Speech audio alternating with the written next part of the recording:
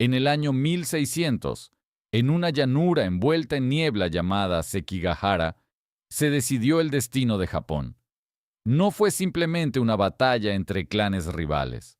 Fue el momento que definió más de 2 siglos de estabilidad forzada y aislamiento calculado.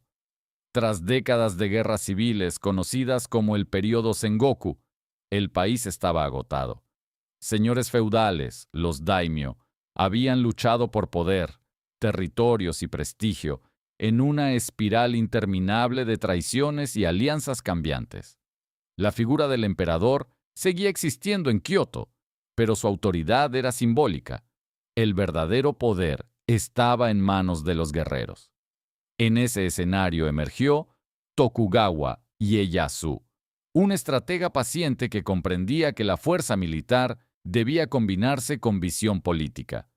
Cuando sus ejércitos vencieron en Sekigahara, no solo derrotó a sus rivales, consolidó el camino hacia un nuevo orden.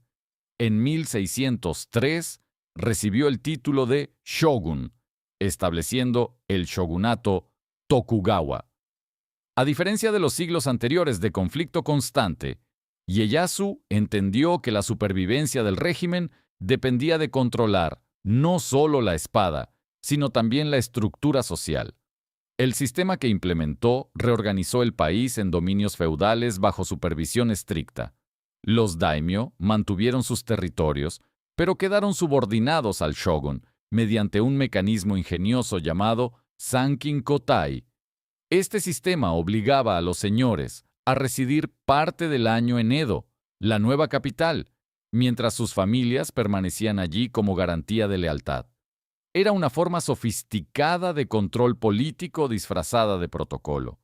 Mientras tanto, la clase samurái se consolidaba como élite militar y administrativa. Sin guerras constantes, muchos guerreros dejaron el campo de batalla para convertirse en burócratas, recaudadores y administradores locales. La espada seguía siendo símbolo de honor, pero el conflicto abierto disminuyó drásticamente. Japón entró en un periodo de paz relativa que contrastaba con la inestabilidad europea contemporánea.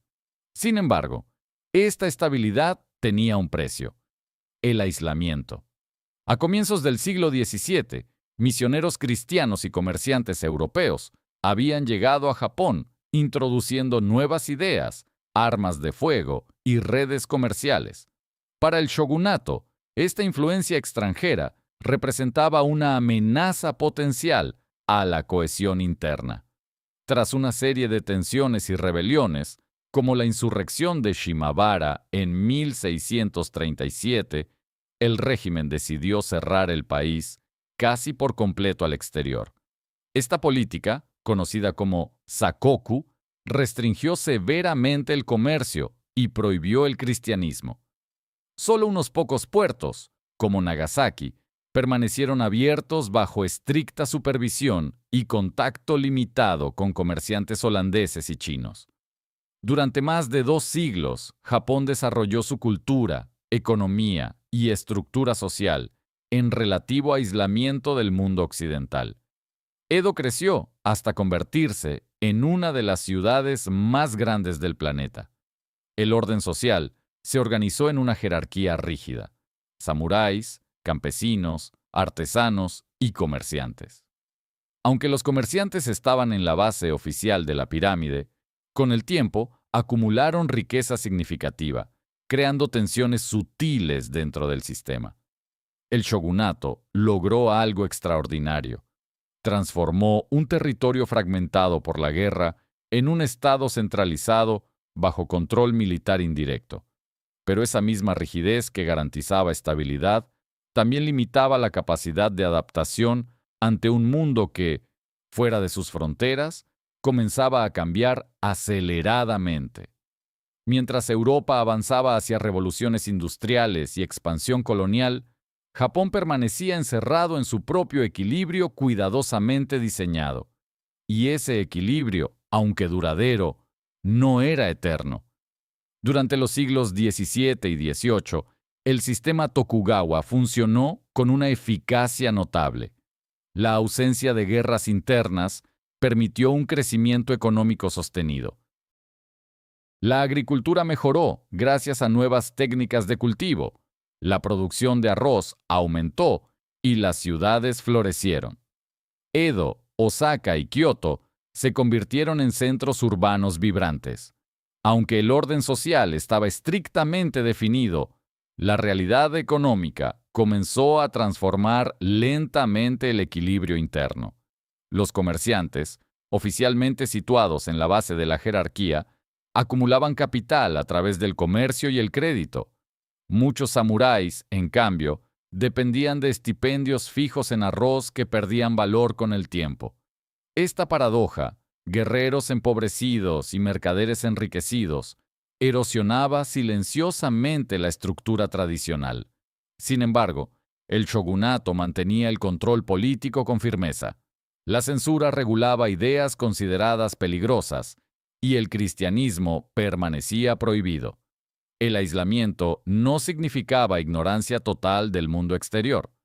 A través del llamado Rangaku o estudios holandeses, algunos intelectuales japoneses accedieron a conocimientos científicos europeos en medicina, astronomía y tecnología. Este intercambio limitado mostró que Japón no estaba completamente desconectado, sino cuidadosamente filtrando influencias externas. Culturalmente, el periodo Edo fue extraordinariamente dinámico. Surgieron formas artísticas como el teatro kabuki y el bunraku, y el ukiyo-e capturó escenas de la vida urbana en grabados que siglos después influirían incluso en artistas europeos. La sociedad japonesa desarrolló una identidad cultural sólida, refinada y distintiva.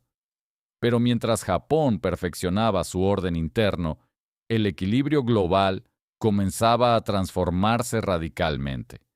En el siglo XIX, las potencias occidentales, impulsadas por la industrialización y la expansión marítima, extendían su influencia por Asia. China enfrentaba presiones coloniales y las rutas comerciales globales se expandían. El aislamiento japonés ya no era simplemente una política interna, se convertía en un desafío geopolítico. En 1853, el comodoro estadounidense Matthew Perry llegó a la bahía de Edo con una flota de barcos negros impulsados por vapor. Su presencia fue una demostración de poder tecnológico imposible de ignorar. Perry exigió la apertura de puertos japoneses al comercio estadounidense. El shogunato, consciente de su inferioridad militar frente a la tecnología moderna occidental, se vio obligado a firmar tratados desiguales.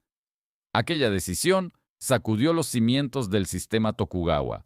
Para muchos samuráis y líderes regionales, la incapacidad del shogunato para resistir la presión extranjera era señal de debilidad. El descontento creció, especialmente en dominios como Satsuma y Choshu. La lealtad al shogun comenzó a fracturarse. El antiguo equilibrio entre autoridad central y autonomía regional se desestabilizó. La figura del emperador, hasta entonces simbólica, fue reivindicada como alternativa legítima frente al poder militar Tokugawa. El lema Sono Joi, reverenciar al emperador, expulsar a los bárbaros, reflejaba una tensión creciente entre tradición e inevitable modernización. El Japón, que había permanecido cerrado durante más de 2 siglos, ahora enfrentaba una decisión histórica: adaptarse rápidamente o arriesgarse a convertirse en víctima del imperialismo occidental. El sistema que había garantizado estabilidad durante generaciones mostraba límites frente a una realidad internacional que ya no podía ignorarse. La llegada de los barcos negros no solo abrió puertos, abrió una crisis existencial que transformaría por completo la estructura política del país. La crisis provocada por la apertura forzada no se resolvió con simples reformas superficiales. En pocos años, el conflicto político interno se intensificó hasta convertirse en enfrentamiento armado. En 1868 estalló la llamada Guerra Boshin, un conflicto entre fuerzas leales al shogunato Tokugawa y aquellas que apoyaban la restauración del poder imperial. Aunque el shogun aún controlaba amplias estructuras administrativas y militares, la legitimidad simbólica del emperador comenzó a imponerse como fuerza movilizadora. La restauración Meiji no fue simplemente el retorno de un monarca al centro del poder. Fue el inicio de una transformación radical. El joven emperador Mutsuhito asumió un rol activo en un proceso que desmanteló el sistema feudal en cuestión de años. Los dominios de los daimyo fueron abolidos y reemplazados por prefecturas bajo control central. La clase samurái perdió sus privilegios exclusivos, incluyendo el derecho a portar espada.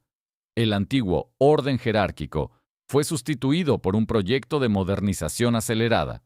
Japón envió misiones al extranjero para estudiar modelos industriales, educativos y militares europeos. Adoptó tecnología occidental, reorganizó su ejército siguiendo patrones modernos y promovió la industrialización. Lo extraordinario es la velocidad del cambio. En apenas décadas, Japón pasó de un sistema feudal aislado a una potencia industrial emergente. Esta transformación no estuvo exenta de resistencia. Muchos antiguos samuráis, despojados de su estatus, protagonizaron rebeliones como la de Satsuma en 1877. Sin embargo, el nuevo gobierno imperial logró consolidarse. La identidad nacional fue redefinida combinando tradición y modernidad. El emperador se convirtió en símbolo unificador, mientras la cultura samurái fue reinterpretada como parte del espíritu nacional, aunque su función militar directa desapareciera. Paradójicamente, el aislamiento que había protegido a Japón durante siglos permitió que su apertura fuera estratégica y controlada. A diferencia de otros países asiáticos sometidos al colonialismo, Japón logró negociar su modernización desde una posición de relativa autonomía. A comienzos del siglo XX, el país derrotó a China y Rusia en conflictos que demostraron su nueva capacidad militar. El mundo, que alguna vez lo había forzado a abrir sus puertas, ahora reconocía su poder emergente. Sin embargo, el legado del shogunato Tokugawa no desapareció. La disciplina administrativa, la cohesión social y la fuerte identidad cultural, construidas durante el período de aislamiento, fueron cimientos esenciales para la modernización posterior. El Japón moderno nació no a pesar de su pasado feudal, sino en parte gracias a la estabilidad que ese sistema proporcionó durante más de 2 siglos. La historia del shogunato es, por tanto, la historia de un experimento político singular.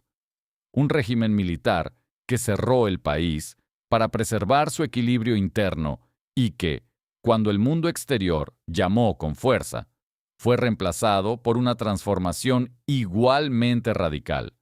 Japón no colapsó ante la presión extranjera, se reinventó, y en esa capacidad de adaptación reside una de las lecciones más notables de su historia. El país, que alguna vez eligió aislarse del mundo, terminó convirtiéndose en uno de sus actores más influyentes.